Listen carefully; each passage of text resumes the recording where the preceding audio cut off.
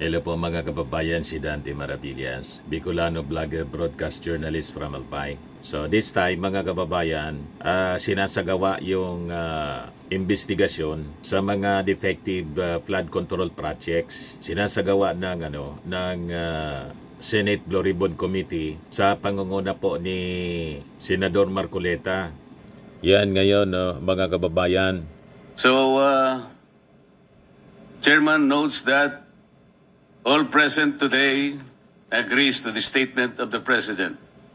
And the 15 contractors referred to were invited as early as last Saturday, Director General, Friday, and at least 7 of them replied and sent representatives this morning. Legacy Construction Corporation, Alpha and Omega General Contractor and Development Corporation, St. Timothy Construction Corporation, QM Builders, EGB Construction Corporation, Top Notch Catalyst Builders, Inc., Centerways Construction and Development, Inc., SunWest, Inc., Highton Construction and Development Corporation, 888 Construction and Supply, Inc.,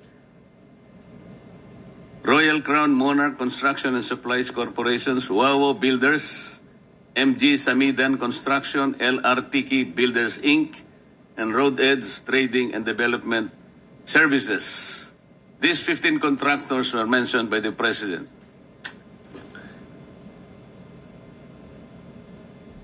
The President also noted that 5 of these 15 contractors have projects in almost all regions nationwide.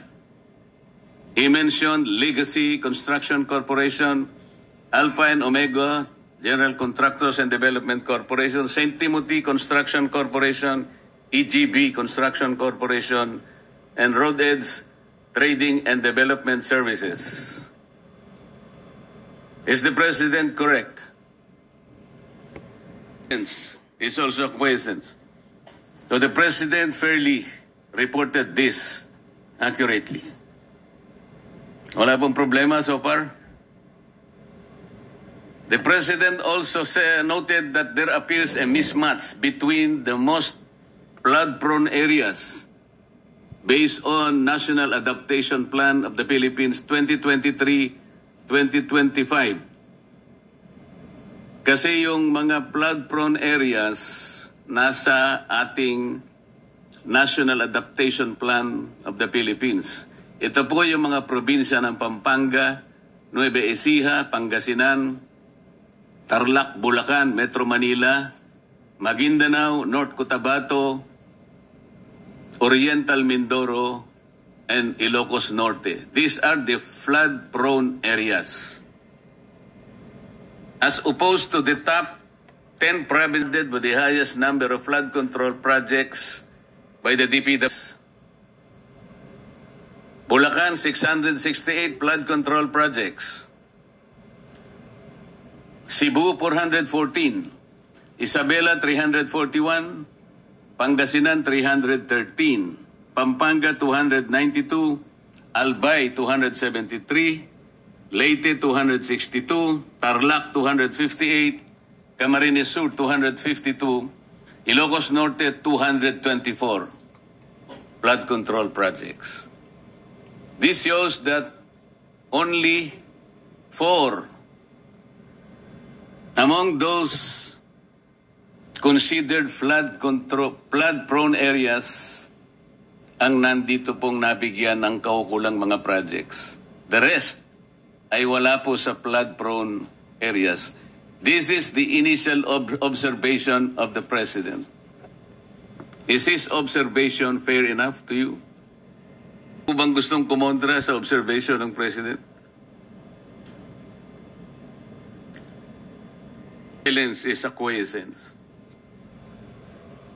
Ang sabi pa ng Pangulo, more than 350 billion or 6,021 flood control projects do not specify the exact type of flood control that is being built. Halimbawa po, kung repair works yun, o kaya cut-off channels, o dikes, o drainage structures, flood mitigation structures, retarding basin, revetment, slope protection spur dikes, waterways or embankments. Walang ganun eh. Sabi niya, hindi man lang dinidescribe ito eh. 350 billion worth of projects defy basic description. Or 6,021 flood control projects. Many of these projects are in different locations but have exactly the same contractor and contract cost. This is disturbing. This is one of the initial observations of the President. Do you believe this is also a fair assessment? Walang kumikibo sa ating mga resource person. I think this is a fair assessment coming from the office of the President. Kung ginawang actual na inspection ng Pangulo in Kalumpit, Bulacan, lumabas po ito sa mga dyaryo. Initial inspection showed the dike appeared to have not followed the right specification, sabi po dun sa dyaryo, of materials, and also appeared to have gaps in the dike that made it incomplete. Nagpakuha po ng scuba divers ang Presidente. This is what they call tactile inspection. Nakita po nila doon ang... Ito po nakalagay. Scuba divers were dispatched to assess the flood control project. They reported that the concrete underwater was of varying thickness and was shaddily built. The divers also reported the steel reinforcement were not driven into the river, so water is still flowed underneath. Let us break that down. Ang ibig pong sabihin nito, kahit kami po hindi naman inhinyero, karaniwang po sa inyo lahat ngayon ay engineer, hindi po nasunod yung specification. Dito lamang po lumilitaw yung mga tinatawag na seat piles. Hindi po ibinaon sa tamang lalim. Ano pong ibig sabihin nun? Karaniwan po, and I think yung 6 meters po yung seat piles eh. Talaga pong pipiliting ibaon yun. Yung 5 na metro ibabaon mo, maring ang lilitaw na lamang na nakikita mo is 1 meter. What is the significance of that? Kasi kinakailangan ma-address mo yung scouring ng river. Pag hindi umabot, ando sa punto na yung cascading waters will be gradually eroding the soil, ang lalabas nun, nakabitin na yung inyong nakabitin na yung seat piles na kunwari ibinaon nyo ng 5 meters. Ano mangyayari kung nakikita na po yun? Babagsak po talaga yung slope protection na inilagay ninyo.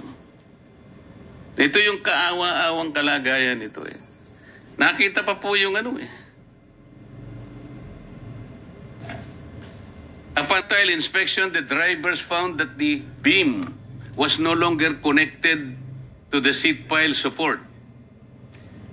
Yung beam na sinasabi niya, this is the apron. Tama po ba yun? The apron is the basic structure that will hold the seat piles.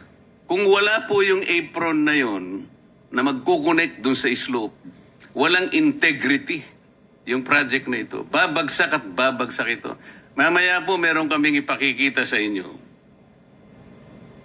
kung bakit ganito kalala ang problema ng ating bansa. Ready ba yung isang slide natin para makita lang yung... Ikaroon tayo po ng idea kung ano yung revetment. Ito kasing binisita po ng Pangulo, embankment po ito, dike po ito eh. Yung embankment po, pangkaraniwan pagka dike, ginagamit din kahit na mga tricycle lang, mga motor nakakadaan. Pero dapat merong slope protection yun eh. Pagka yung embankment lang, pagkatapos yung binaon yung bakal, wala pa rin, magigiba yun. Ano po yung tawag dyan, Secretary Bunuan. Di ba revetment yan? Revetment, Your Honor. Ayan po, ang kaawa-awang kalagayan ng revetment, percent semento plus 5% bakal equals pera. Ano po dapat yung reinforcing bars nitong revetment na ito? Kasi po wala eh. Kahit na po siguro kawayan lang, wala yan eh. Tingnan po ninyo. Wala pa po tubig ito. It's supposed to be, siguro medyo river po ito eh. Tatagal po ba ito, Secretary? Itong ganito? Hindi siguro, Your Honor. I think this is a failure of the structure in itself. So, dapat wala nang siguro. Tsakin mo. Tatagal ba ito? Hindi po. Alam po nyo kung saan ito? Kayang-kaya naman po ninyong ma-identify. Asan po yung mga district engineers nyo? Para wag na po sabihin kung kanino galing yan. Kasi malalaman din po natin yun eh. Why do you think the contractor of this project adopted this kind of anomalous activity? Marami pong ibig sabihin yan eh. Meron tayong kasabihan, Chair Erwin, the picture paints 1,000 words. Dito po, hindi words, pera ang nakalagay. Ano? 80% lupa plus 15% semento, 5 plus 5% pera, 5% bakal, ano daw, Chairman? Oo nga, equals?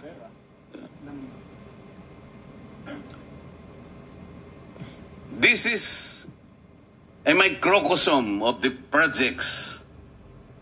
I think this completely represents the project na ginagawa po ngayon. Kaya wala po talagang mangyayari sa mga projects. Ang contractor po nito ay St. Timothy Construction Corporation. Nandito po ba ang representative? Ang sinasabi ko po yung kalumpit. Hindi ko po sinasabi ito. Ito ano lang po ito. Ibang project po ito. Pinakikita ko lang para magkaroon po ng idea ang mga kababayan natin kung sila'y sumusubaybay sa atin. Pero yung sinasabi natin sa Kalumpit, Bulacan kanina, ang contractor po, ito yung embankment, is St. Timothy Construction Corporation. Meron po bang representative ngayon? Maria Roma Angeline Rimando.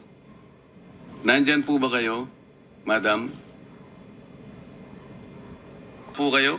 Kanina po. Wala. Wala sila. Before we continue, let presence of Senator Joel, our Majority Leader. Continue, some of my colleagues would like to make short opening statements, no longer than 2 minutes, please. So the arrival of Senator Bam Aquino. Good morning, everyone, our resource persons. Good morning po. I just would like to quote the very famous impression made by our majority leader, Senator Joel Villanueva. That according to him, na kung itong ating flood control funds, no? Pondo na dedicated to flood control, divided by the number of days in 1 year, which is 365 days, it will amount to 1 billion pesos per day government expenditure dedicated to flood control projects only. So, sa ordinaryong tao, pag ito'y kanilang narinig, talagang lalong-lalo na, including me, at lalong-lalo na yung mga taong kasalukuyang nabibiktima sa mga baha. Iniisip nila na sana yung 1 billion a day na yan, binigay na lang yan sa amin at kami na ang gumagawa ng flood control dito sa aming lugar para ma-mitigate yung sitwasyon na ito.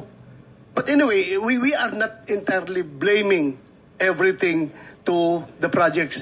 Meron tayong, we have a plethora of reasons bakit nangyayari ito. Meron tayong climate change, meron tayong sinasabing yung and other reasons. Pero yun nga, sa ordinaryong kailangan maklaro natin ito. Kaya ako, personally, for myself, and I hope the chairman and the rest of the members of this committee would share with me in my quest na sana, during this hearing, ma-establish talaga natin ito for the benefit of our people na nanonood ngayon. Number one, these are not ghost projects. Number two, sana ito mga project na ito ay hindi ito yung quasi-physical and quasi-spiritual.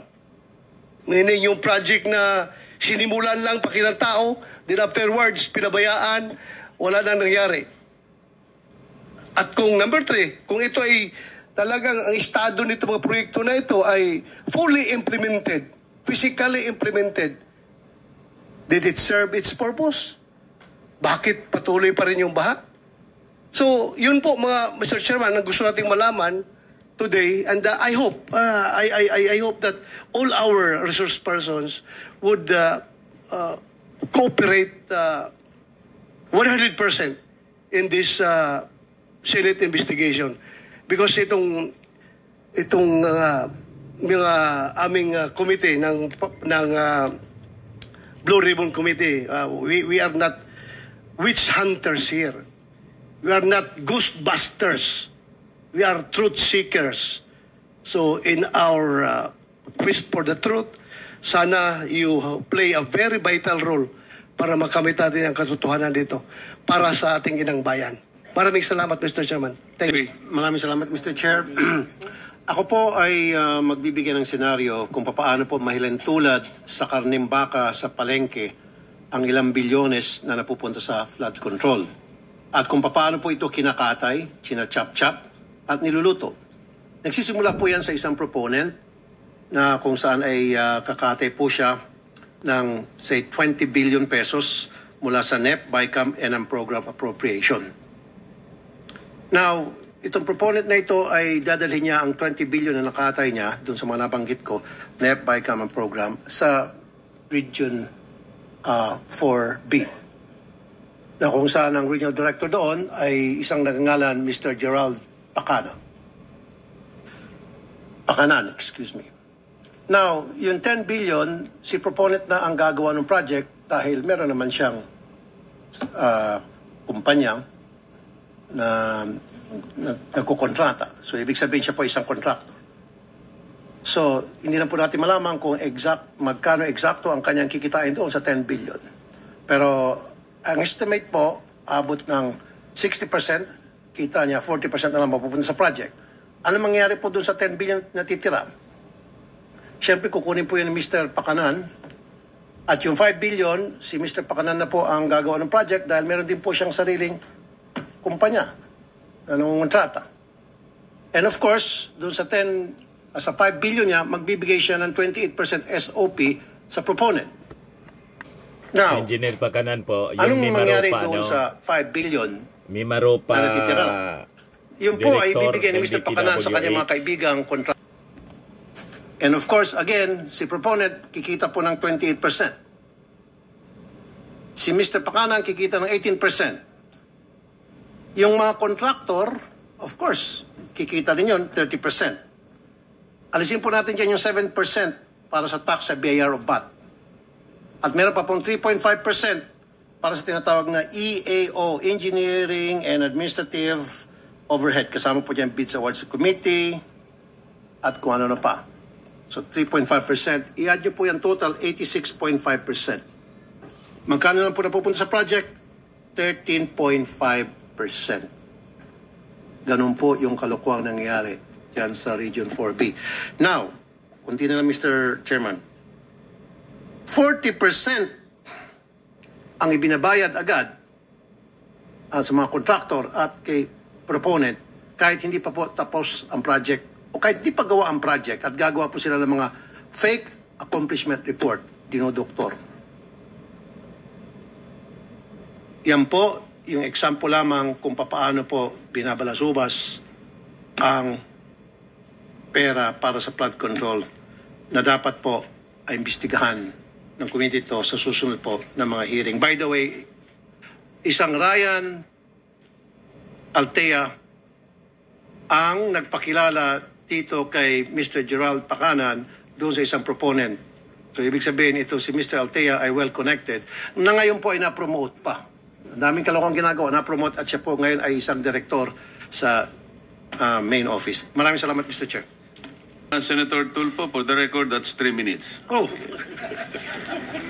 Before I continue, let me acknowledge the arrival of our Senate President Pro Tempore, Jingo Estrada.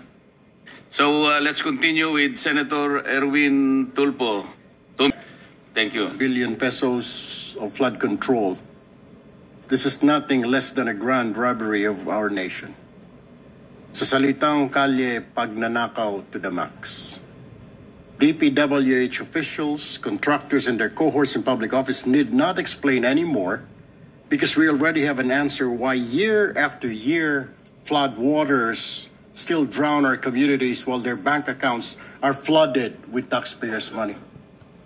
Bago pa man may sakatuparan ang isang proyekto, hinihinga na po ng 20 hanggang 25% na komisyon ang mga kontratista, masaklap po ng ilang mga politiko. Yan po ang dahilan kung bakit substandard o palpak ang mga proyekto at karamihan ay ghost projects na. Ang sistemang ito dumadaan mula sa politiko, undersecretaries, regional director, district engineer hanggang sa project engineers. At sa bawat opisyal na dadaanan pa ng flood control project na ito ay nakakaltasan pa ito ng 2 hanggang 5%. Halimbawa, kung ang proyekto ay pinondohan 100 milyon, nasa 40 to 30 million na lang po ang halaga nito pag nagawa na dahil sa mga komisyon o kickback simula sa itaas hanggang sa ibaba. At kadalasan ay ghost project na lang ang flood control. Let me ask, sino-sino ang kumita habang libu-libong Pilipino ang nalulunod sa baha? Mr. Chair, we cannot hide behind technicalities anymore. Names must be named, heads must roll. The Filipino people are tired of endless excuses and lies while corruption continues to thrive. Ilan sa mga government projects ng DPWH ay sila mismo ang gumagawa o tumitira nito na kung tawagin nila ay in-house construction. At ang resulta ng in-house construction na ito ay ghost projects nga. Ilan kasi sa mga opisyal dyan ay mga kontratista o di kaya mga construction company. Ito ang dahilan kung bakit napakaraming mga bilyonaryo at bilyonarya sa DPWH na nagmamayari ng eroplano, daan-daang milyong halaga ng mansyon sa mamahaling subdivision sa Metro Manila. May kasama pa pong kasino. At kapag natalo sa kasino o sa sabong, hindi niya nararamdaman kahit milyon ang talong. This committee, Mr. Chair, must not only expose the truth, but also ensure that those guilty are punished, whether they are past or present officials, contractors or protectors in high office. Kung may nakinabang dito, hindi po ang bayan, kundi ang mga magnanakaw sa pamahalaan. And today, this Blue Ribbon Committee, Mr. Chair, shall make sure that this is the day of reckoning. Tamaan na po ang tamaan, kaibigan, kasamahan, kamag-anak o matataas na opisyal. Justice must be served. Maraming salamat, Mr. Chair. Erwin, sabi mo, names must be named. Sana sinabi mo na yung mga pangalan ng mga politiko eh. Pero may oras ka pa naman, maya-maya ng konti. Kung may listahan ka dyan, banggitin na natin lahat ang mga dapat banggitin. May I now recognize Senator J.B. Ejercito for his opening statement. Mr. Chair, this will be very brief. Of course, you would want to start with the questions already and si clarification already.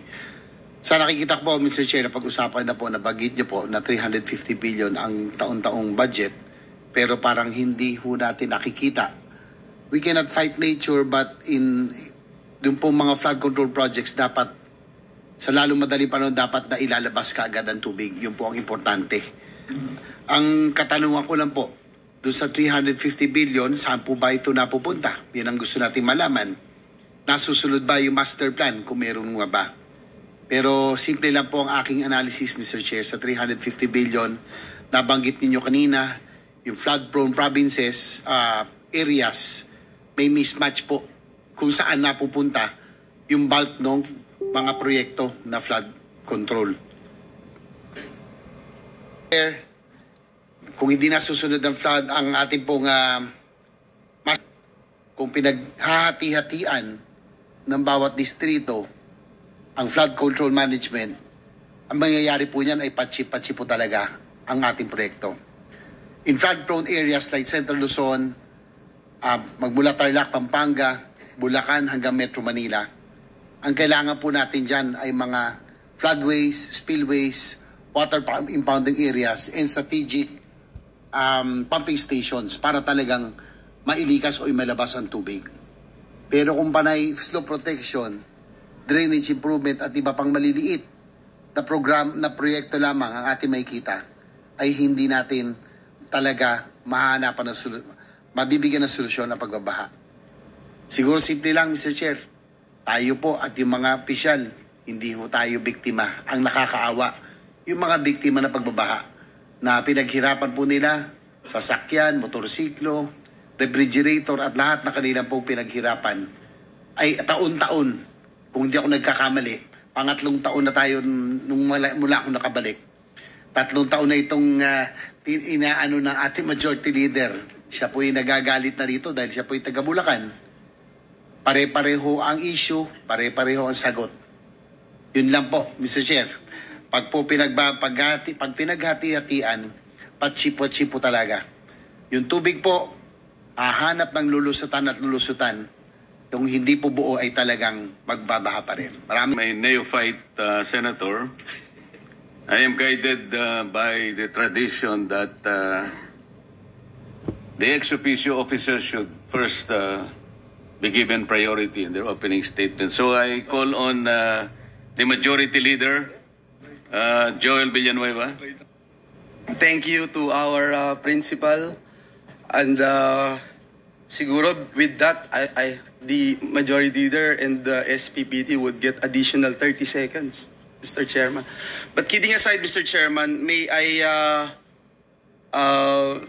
just the attention of everyone to the screen. Maikling-maikli lang po ito. We can play this video, please.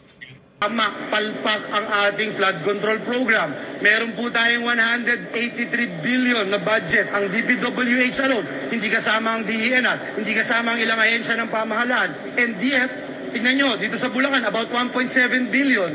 Pero halos lahat ng towns, lubog. Dito sa Kalumpit, lahat ng barangay, lubog. Dun sa Hagonoy, lahat ng barangay, lubog. Mr. Chairman, ito pong video na ito ay hindi ngayong taon, hindi nung isang taon, kung hindi almost more than 2 years ago, Mr. Chairman, August 1, 2023. Kasama po dun sa video na yon yung aming gobernador, Governor Daniel Fernando, Mayor Lem, na Kalumpit, Bulacan. And just recently, the President went there. Kasama pa rin si Governor at si Mayor at nakita pa rin, Mr. Chairman, na wala hong nangyayari and it's getting worse. Another video that I'd like to share, Mr. Chairman, can we play the next video? Very short lang, Mr. Chairman.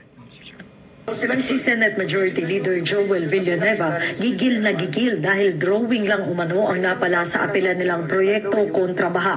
Gayong may 183 billion pesos na pondo ang DPWH ngayong taon. Nagpondo po ako ng feasibility study. It took them 2 years bago magawa yung feasibility study. After na magawa yung feasibility study, ginawa ba? Hindi po. Ngayon ba ginagawa? Hindi din. Pero bukod sa flood control budget, meron ding flood mitigation at foreign assisted project funds ang DPWH na pag pinagsama-sama, papalo sa 280.6 billion pesos ngayong taon at 265 billion pesos sa 2024. Mr. Chairman, August 9 po yan, 2023. 2025 na po ngayon, Mr. Chairman, at nakakalungkot po, Mr. Chairman, dahil sabi nga po ni Senator JV, 3 taon na po na para ho akong sirang plaka, paulit-ulit ho dito. I thank you, Mr. Chairman, for calling this hearing because I know that especially our people from the great province of Bulacan are expecting results. Last na po, Mr. Chairman, meron pa pong isa na binanggit tayo dito sa bulwagang ito, if we can play it. Just few seconds. Hintay po, Mr. Chairman, just to put on record, 2023, ang daily budget, and this is just DPWH alone, at binanggit po ito kanina ni Senator Bato de la Rosa. In 2023, just DPWH alone, 1.079 billion a day budget. A day budget. 2024, DPWH alone, 1.342 billion pesos a day budget. 2025, this year, Mr. Chairman, 1.377 billion pesos a day budget. A day budget, DPWH alone. In the NEP for this coming 2026, in the NEP, 1.08 billion pesos a day again in the DPWH alone, Mr. Chairman. Can you play this video, please? Management, National Government Budget. Ngayong taon po, 2024, mas mataas po ang inilaan na budget ng Kongreso para sa DPWH alone. Dito po sa flood management, nasa 1.35 billion kada araw. Meron po ang DENR, meron din po ang MMDA, meron din po ang PAG-ASA, meron din po ang Climate Change Commission. Aabutin po ito ng 1.44 billion kada araw. Hindi na po band-aid solution ang ating kailangan. Hindi po natutuwa yung mga kababayan natin na dinadala natin sila sa evacuation center. Kahit may dala po tayong relief goods, hindi na po sila natutuwa. Di naman po nila gustong pumipila lagi para makakuha ng relief goods, Mr. President.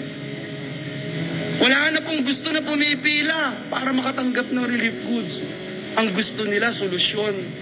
Hanggat wala po tayong klarong solusyon o master plan, mananatili po itong anli baha. Pero hindi po only ang resilience ng ating mga kababayan. Hindi po only ang ating pondo.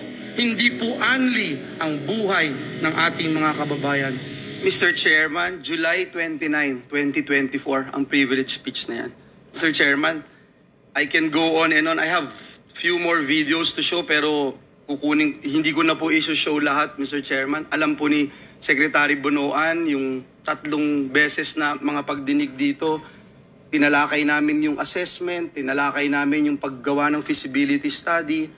Ang sakit lang, Mr. Chairman, is that for the past 4 years, 1 billion a day DPWH budget lang for flood control. And hindi ko alam, Mr. Chairman, kung paano natin kayang harapin yung taong bayan na gigising sa umaga, lulusong sa baha, magtitimpla ng kape. Aalis ng bahay nila, lulusong sa baha para magtrabaho. Babalik sa bahay nila, lulusong ulit sa baha para magtrabaho. At wala pa hong bagyo yun. At ginagastusan ng 1 billion a day for the past 4 years. Tama po ang Pangulo. Dapat i-review ang mga flood control program ng ating pamahalaan.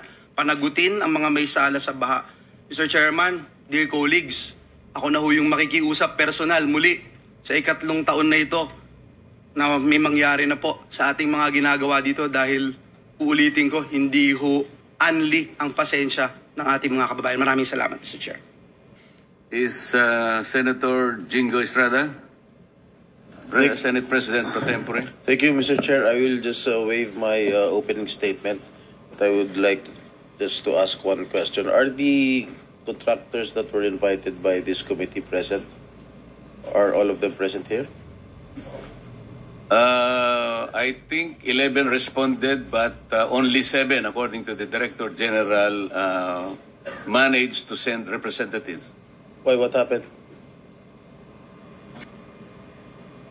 Nagkasakit lahat. Iba siguro ni nervyos. Sana So, Mr. Chair, with that, I move that we subpoena them for next hearing.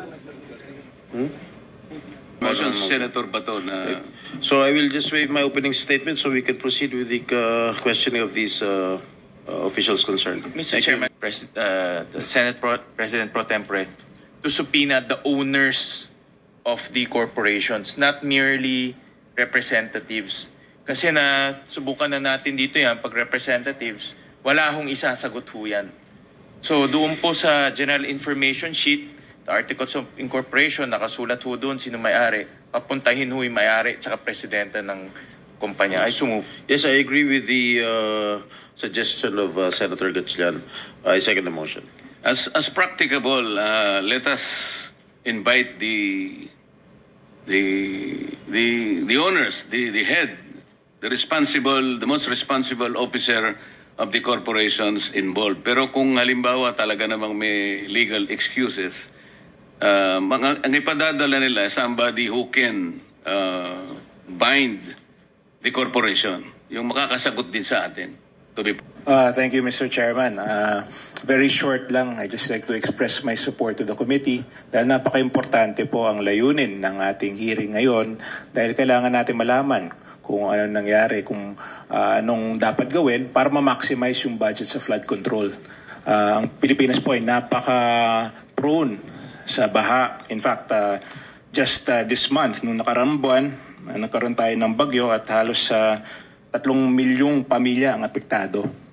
So, base po sa karanasan ko bilang Secretary ng Public Works, napaka-importante po ang master planning sa flood control. Kasi pwede mong ayusin isang section at bibilis yung daloy ng tubig, pero pagdating sa ibang section na walang flood control, maiipon yung tubig, mas lalala yung baha sa ibang areas. So, napaka-importante po na magkaroon tayo at suportahan natin ang mga master plan flood control projects. And there are master plan.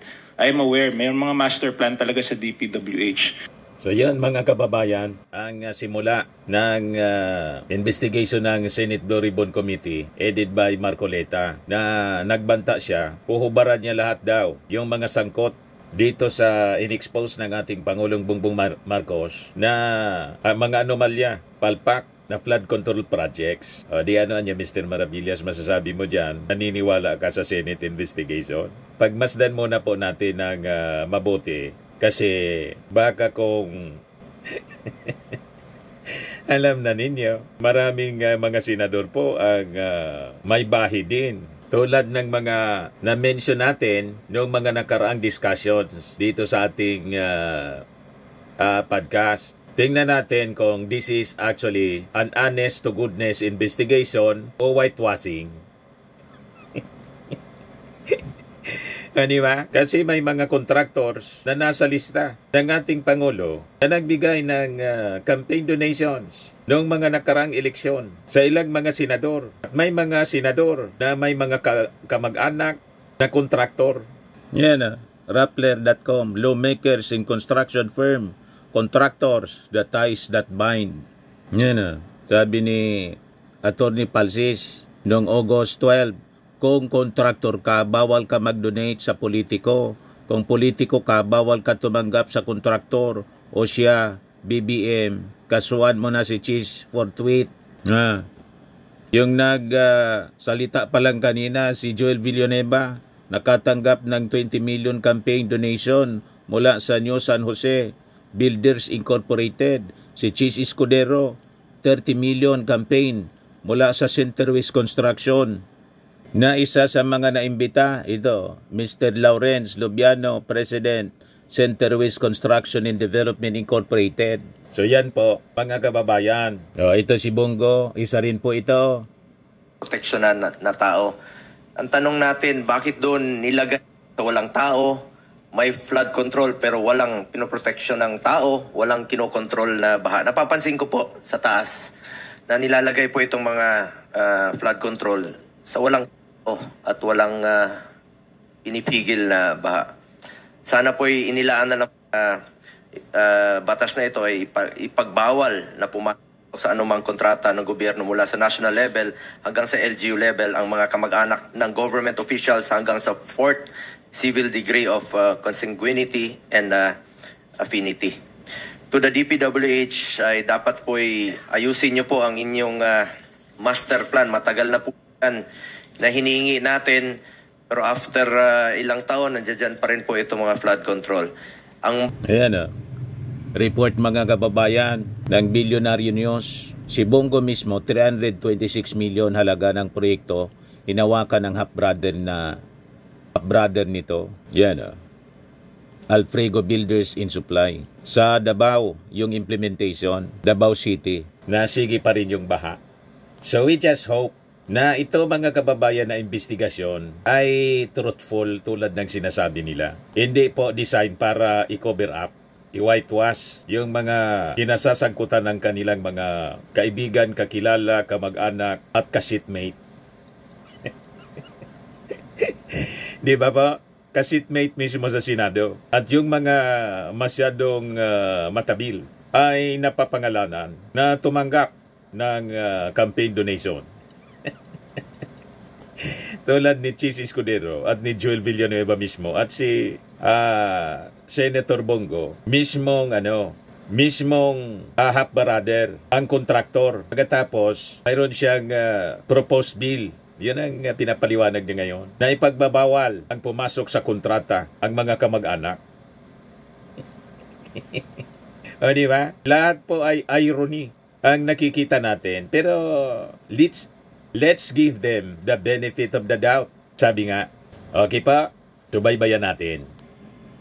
Sa mga naghanap ng malinis and spacious fitness gym, pumunta lang po kayo sa aming Colossal Fitness Gym. We also offer Grab Car Rental with our brand new 2023 model ng Toyota Innova. We also accept booking for those who are planning to travel via PAL, Cebu Pacific, and other airline companies, local and international, and bills payment for Meralco Bills, PLDT, Aleco Bills, etc. Ang Colossal Fitness Gym is located at 3rd floor Security Bank Building, Landco Business Park, Legazpi City, Albay. For inquiries, look for Chilon Maravillas. Contact number 0966-802-0949. Yan yung aming Innova. Lagi na pong matao sa amin. Pati mga foreigners po, tingnan ninyo. Mga British tourists sila.